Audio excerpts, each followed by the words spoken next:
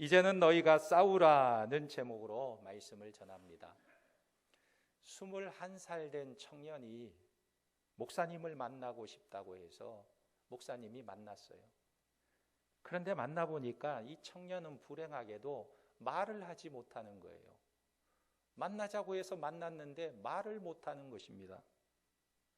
말을 하려고 막 애를 쓰는데도 전혀 입이 열리지 않아요. 그래서 알고 보니까 그 어머니가 남편이 죽고 나서 숱한 고생을 하다가 어찌어찌해서 창녀촌에 들어가서 포주가 된 것입니다. 그러니까 이 청년이 어려서부터 영문도 모르고 율락 여성들과 한 지붕에서 밥을 먹고 살게 된 거예요.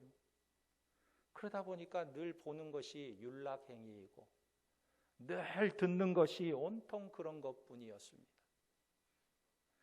그러다가 사춘기에 접어들면서 자신도 모르게 자연스럽게 그런 생활에 빠지게 되었어요. 그런데 어느 날 어머니가 세상을 떠나게 된 것입니다. 어머니가 돌아가신 이후에 친구가 전도를 해서 교회에 나가게 되었는데 교회에 나오면서부터 그 영혼이 눈이 떠지기 시작한 거예요. 어느 날 갑자기 말을 하지 못하게 된 것입니다. 교회에 가서 영혼의 눈이 떠지니까 충격을 받고 말을 하지 못하게 된 거예요. 나중에는 어떻게 됐는지는 모르겠지만 이 청년이 충격을 받은 것입니다. 예전에는 아무렇지도 않았던 삶이 예수 믿고 나서 보니까 너무나 충격적이었던 거예요. 여러분, 예수 믿고 자기 정체성에 눈을 뜨면 우리는 충격을 받게 됩니다. 신앙생활을 한다는 것은 전에 없던 갈등이 생기게 되는 거예요. 예전에는 전혀 문제가 되지 않았지만 이제는 문제가 되기 시작하는 것이 바로 신앙생활이라는 거예요.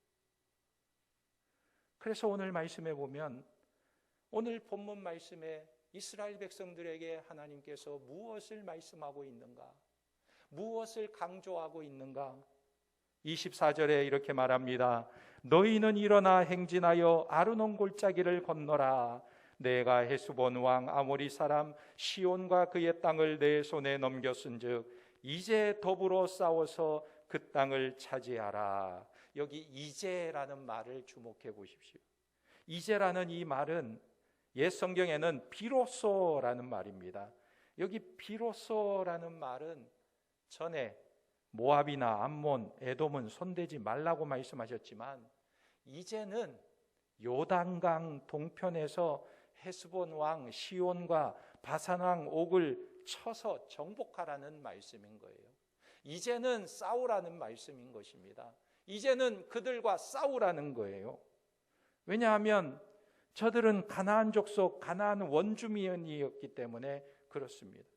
그래서 25절 말씀에 보면요, 오늘부터 그랬어요. 오늘부터 내가 천하 만민이 너를 무서워하며 너를 두려워하게 하리니 그들이 내 명성을 듣고 떨며 너로 말미암아 근심하리라 하셨느니라 그랬습니다.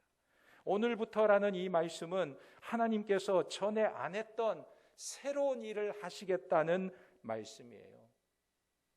그런데 사실 이스라엘 백성들을 보면 과거에 하나님께서 이스라엘 백성들에게 행했던 애굽에서 10가지 재앙이나 또 홍해 바다를 건넌 일에 비교하면 이 오늘 새롭게 시작하는 일은 그렇게 대단한 일은 아닌 것 같은데 하나님께서 지금 이스라엘 백성들에게 뭐라고 말씀하고 있냐면 오늘부터 비로소 천하 만민이 너를 무서워하고 두려워하는 일이 일어날 것이다 이렇게 말씀하고 있는 거예요. 그러니까 지금 저들이 해야 하는 이 일이 대단한 위대한 일이라는 것을 말하고 있는 것입니다. 왜 이런 말씀을 하실까요? 어떤 의미에서 하나님께서 이런 말씀을 하고 있습니까? 이것을 생각할 때 우리는 출애굽기 14장의 홍해 사건을 생각해야 되는 것입니다. 거기서 모세가 이스라엘 백성들에게 이렇게 말합니다.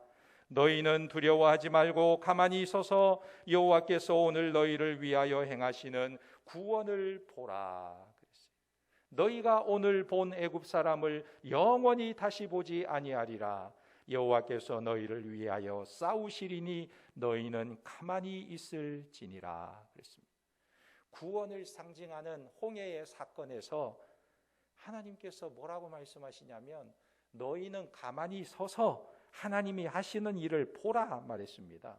말하자면 홍해가 갈라지는 이 사건 앞에서는 이스라엘 백성들이 구경꾼이었어요. 한 것이 아무것도 없습니다. 하나님께서 다 하셨기 때문에 저들이 할 일이 없었던 것입니다. 그런데 오늘 본문 요단강 동편에서는 그렇게 말씀하지 않으신다는 거예요. 이것을 구원 이후의 삶이라고 이야기하는 것입니다. 그래서 31절에 같은 표현이 나오는데 그때에 여호와께서 내게 이르시되 내가 이제 시온과 그의 땅을 내게 넘기노니 너는 이제부터 그의 땅을 차지하여 기업으로 삼으라 하시더니 그랬습니다. 여기서도 하나님께서 역사하고 계시기는 하지만 이제부터는 내가 너의 손을 통하여 일을 하겠다 하나님께서 말씀하고 계시는 거예요. 홍해에서는 이스라엘 백성들에게 가만히 있으라, 너희는 구경만 해라, 내가 다 하겠다 이렇게 말씀하셨는데 홍해를 건너온 이스라엘 백성들이 이제 요단강을 앞에 두고 있을 때 하나님께서 뭐라고 말씀하고 있냐면 이제 너희는 구경꾼이 되어서는 안 된다. 이제는 너희가 일어나 싸워야 된다 말씀하고 있는 것입니다. 그러니까 이게 구원받기 이전과 구원받은 이후의 삶이 이렇게 확연히 달라진 모습이라는 거예요.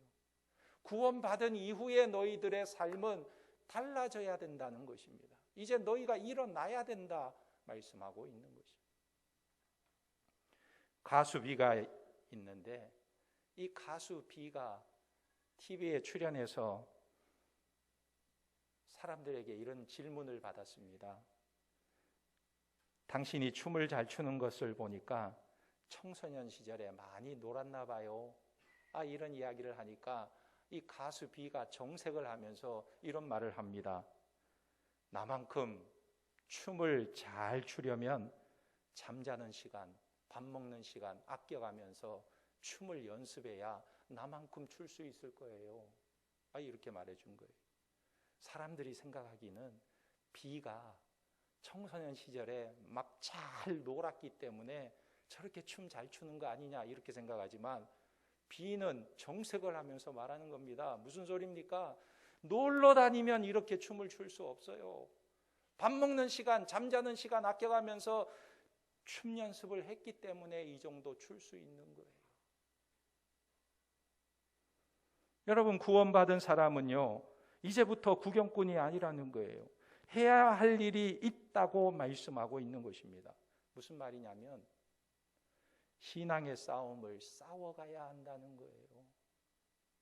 영적인 전쟁을 싸워야 된다는 말씀입니다. 그래서 33절에 보면 우리 하나님 여호와께서 그를 우리에게 넘기심에 우리가 그와 그의 아들들과 그의 모든 백성을 쳤고 그랬어요. 쳤다.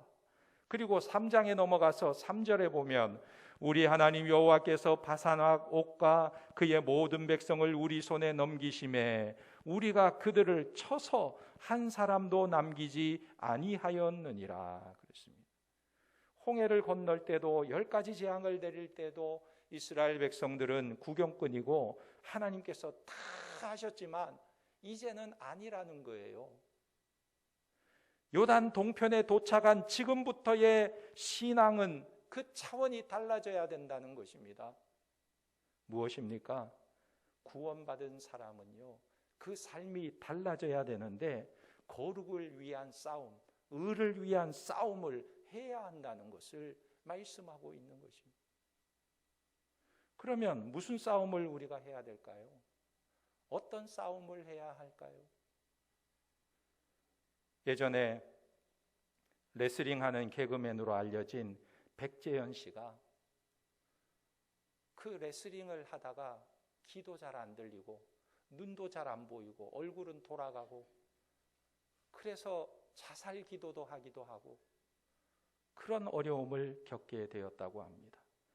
언제부터 그렇게 되었냐 하면 그가 개그맨으로 인기 순위 1위를 달리던 어느 날 전화 한 통화를 받았대요. 그 전화를 받아보니까 방송국에서 이렇게 제안을 하는 것입니다. 당신이 한 번 출연할 때마다 1,500만 원을 줄 테니까 우리 프로에 출연을 좀 해달라. 레슬링 선수로 좀 싸워달라. 이렇게 말하는 것입니다. 근데 당시에 자기가 인기가 많을 때 방송국에서 한 프로당 200만 원, 300만 원 받던 시절이에요. 그것도 적은 게 아니었습니다. 그런데 레슬링 프로에서 한 번 출연에 1,500만 원을 주겠다고 하니까 그만 혹 해가지고 그 레슬링에 뛰어들었던 것입니다. 그런데 거기서부터 일이 꼬이기 시작했어요. 몸도 망가지고 마음도 망가지고 가정도 파탄이 나고 어려워지게 된 것입니다. 나중에는 그가 엄청난 후회를 하면서 이런 말을 했습니다. 이 방송이라는 것이 사람의 마음을 이렇게 휘두르게 하는구나. 바로 그거예요. 무엇이냐면 자신과의 싸움을 싸워야 한다는 거예요. 우리의 싸움은 반대하는 사람이나 어떤 세력과의 싸움이기보다는 내적인 싸움이 우선이라는 것입니다. 그것을 오늘 본문으로 보면 원주민을 몰아내는 싸움이고 옛사람을 몰아내는 싸움이라는 거예요.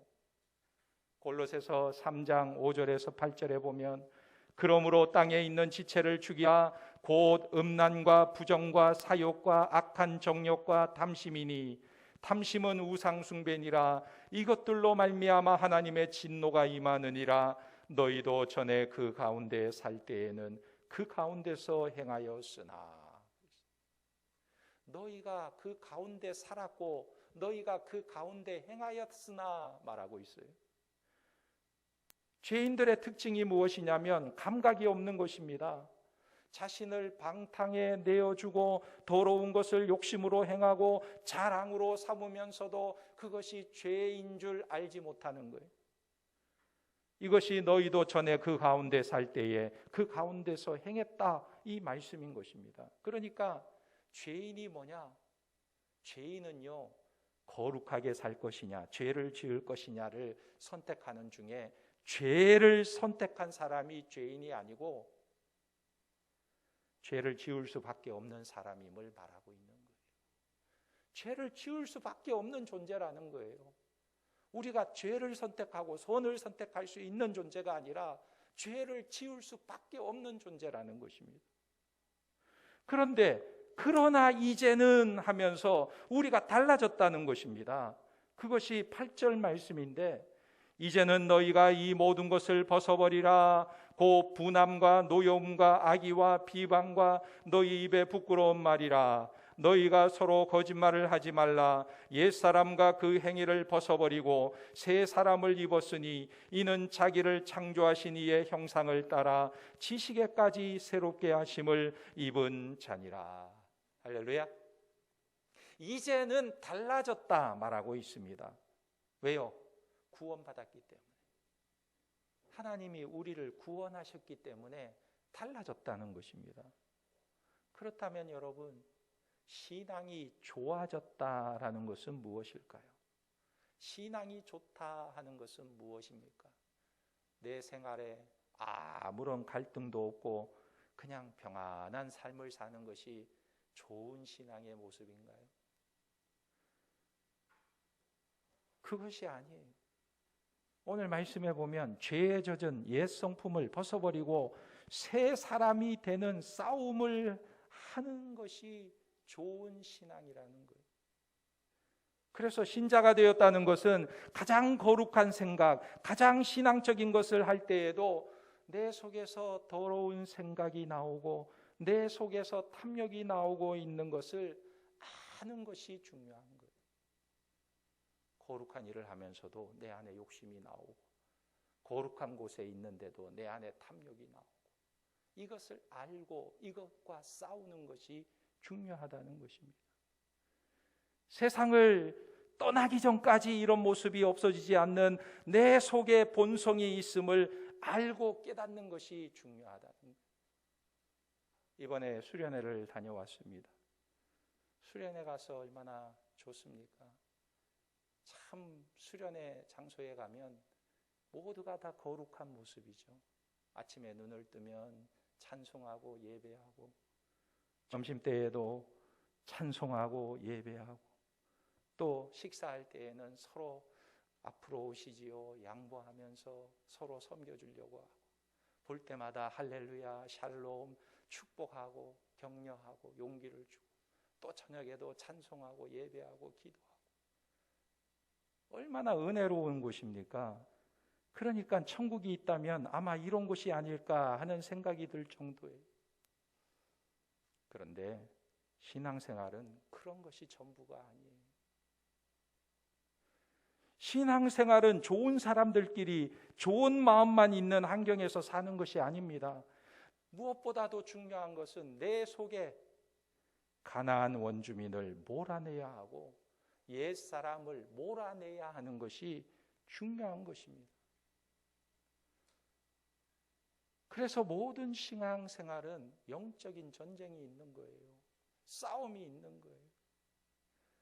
여호수아 5장 13절에서 15절에 보면 여호수아가 가나안 땅에 들어가서 여리고성을 치기 전에 한 사람이 손에 칼을 빼들고 서 있는 것입니다. 그때 여호수아가 그를 바라보면서 묻습니다. 너는 우리를 위하느냐 대적을 위하느냐 그렇게 물으니까 이 사자가 아니라 말하면서 나는 여호와의 군대 장관으로 이제 왔느니라 이렇게 말하는 것입니다. 여기 여호와의 군대 장관은 학자들의 의견에 의하면 예수 그리스도를 말하는 것입니다. 예수 그리스도께서 성육신 하기 전에 이 땅에 오신 모습이 여호와의 사자로 온 거예요. 그런데 왜 그가 오셨을까 하는 것입니다. 여호와의 군대 장관으로 전쟁을 하러 왔다 말하고 있는 거예요. 전쟁을 하러 왔다. 무엇입니까? 우리의 신앙생활, 우리의 삶이 영적인 전쟁이라는 거예요. 거룩한 전쟁이라는 것입니다. 그러므로 신앙생활이라는 것은 주님과 함께 거룩한 전쟁을 하는 거예요.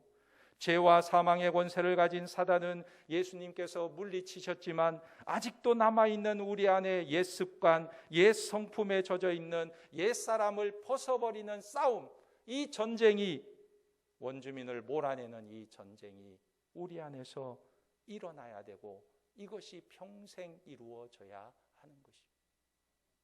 그래야만 우리가 하나님께서 우리를 목적하시고 계획하신 거룩한 곳에 들어갈 수가 있는 것입니다.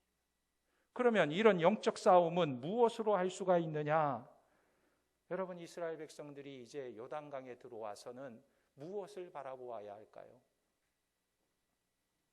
먼저는 하나님을 바라보아야 하는 것입니다.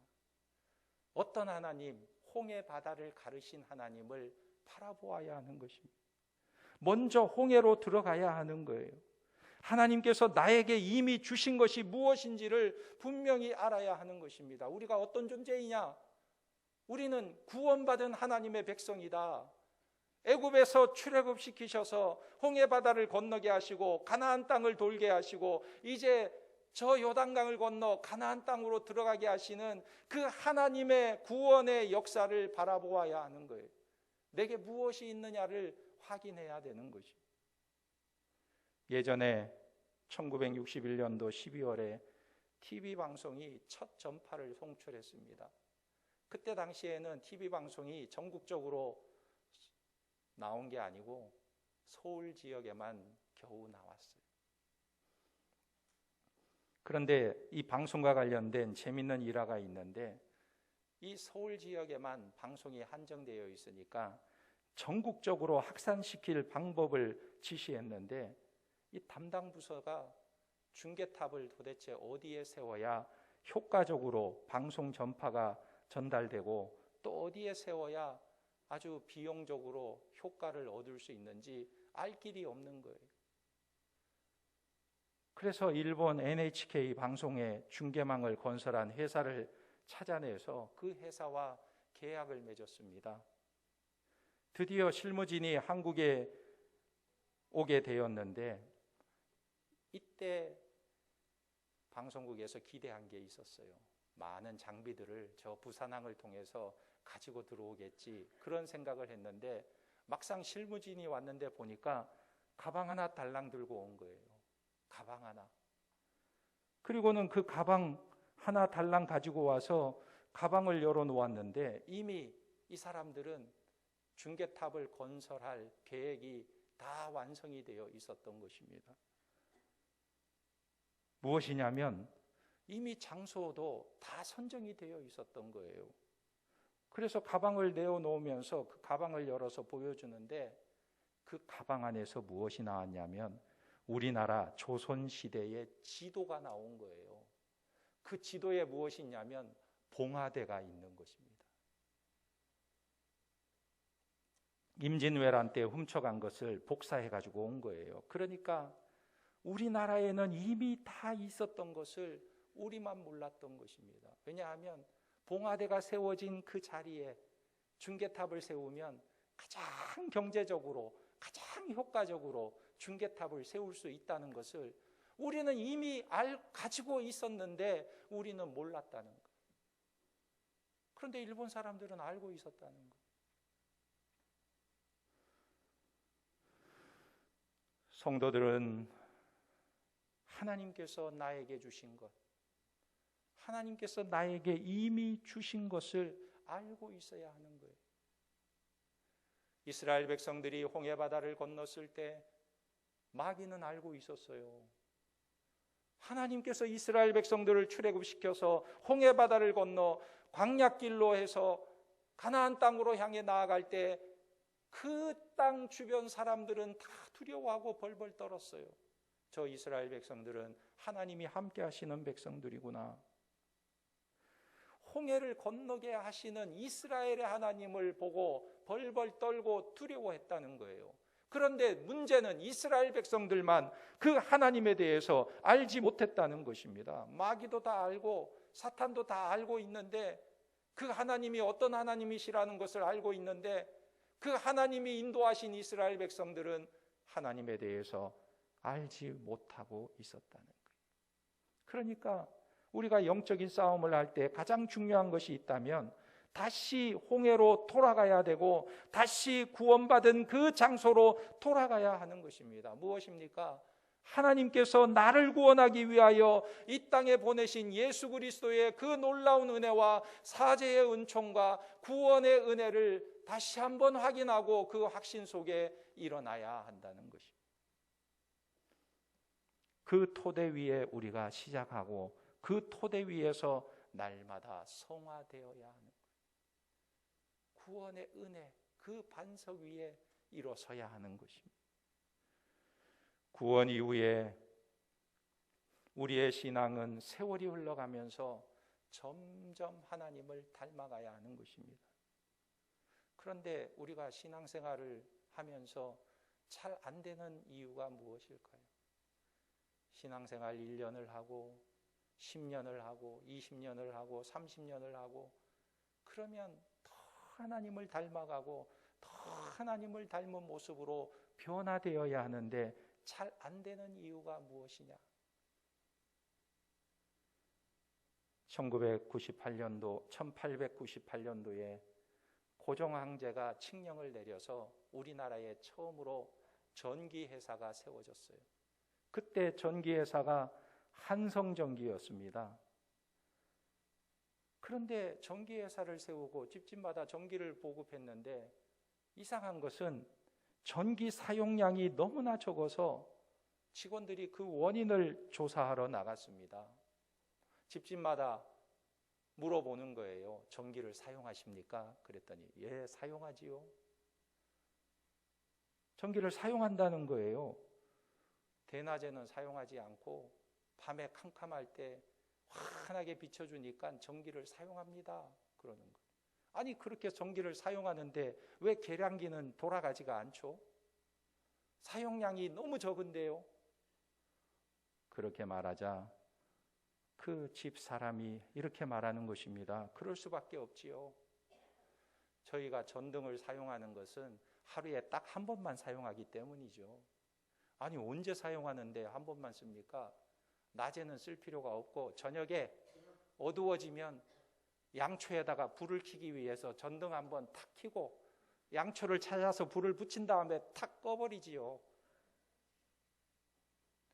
여러분 전등을 달아줬는데 전기를 공급해줬는데 환하게 저녁에도 밝게 불을 밝히고 살라고 전등을 달고 전기를 보내주는데 그거 안 쓰고 뭐 써요? 양초 쓴다는 거예요. 양초 불 붙일 때만 전등을 킨다는 거예요.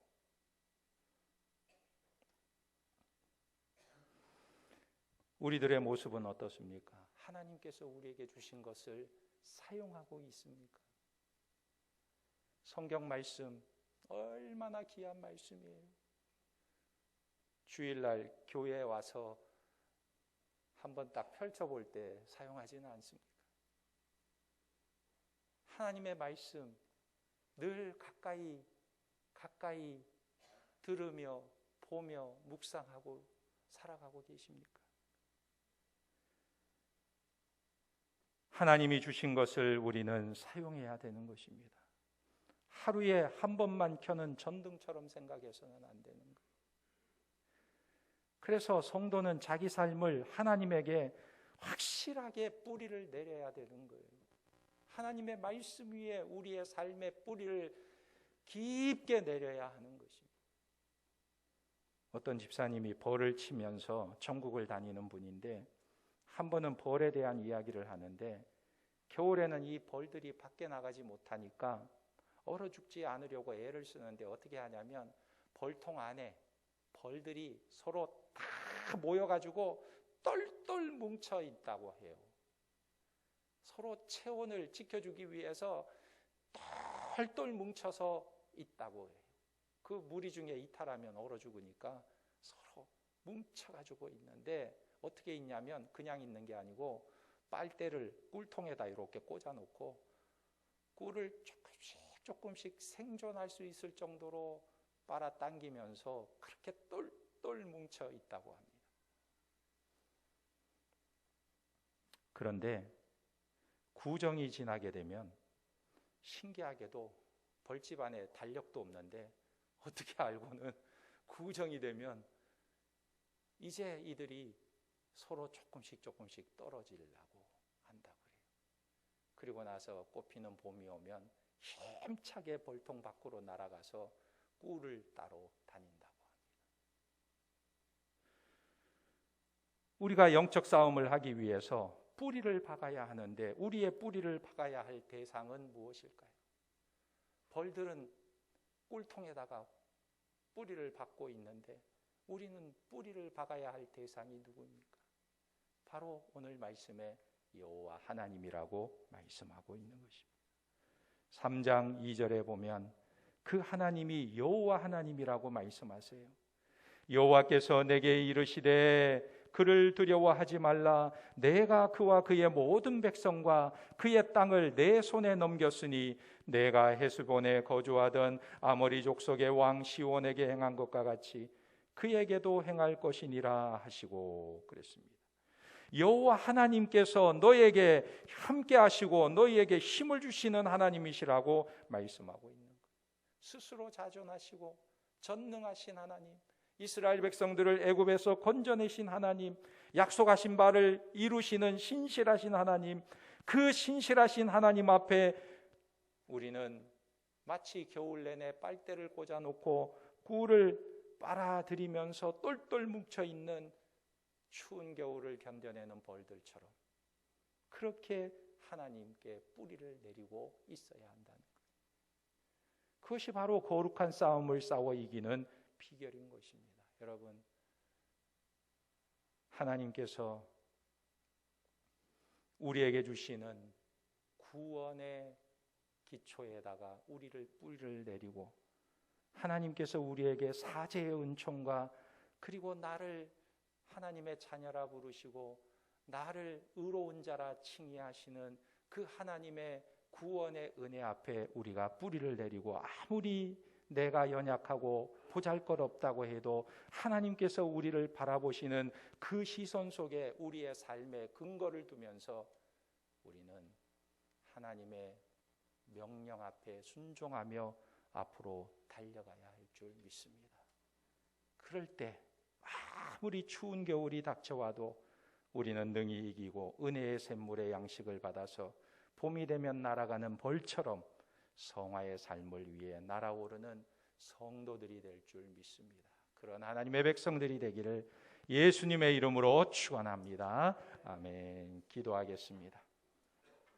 하나님, 우리 안에 허락하신 하나님의 놀라운 구원을 알고 바라보게 하시고, 거기서 머무는 것이 아니라 이제는 전능하신 하나님을 의지하여 거룩하고 의로운 삶을 살며 영적 전투에서 날마다 승리하는 자들이 되게 도와주시옵소서. 우리 주님 한번 부르고 간절히 기도합니다.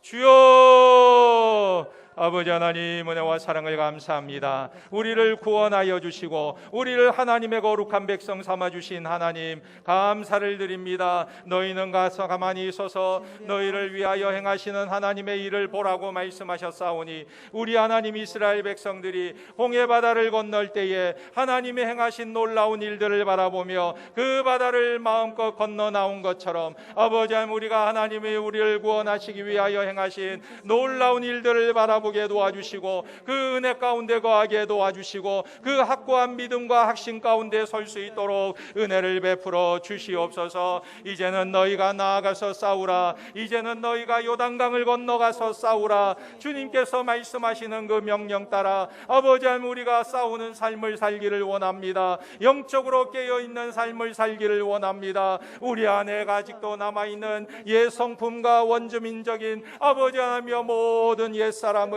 아버지 하나님여 벗어버리게 도와주시고, 아버지 힘껏 싸워서 이기며 날마다 승리하는 삶을 살아갈 수 있도록 하나님 저희들에게 은혜를 허락하여 주시고, 하나님을 의지하여 싸우게 도와주시고, 주님과 동행함으로 승리하는 하나님의 백성들이 다 되도록 은혜를 베풀어 주시옵소서.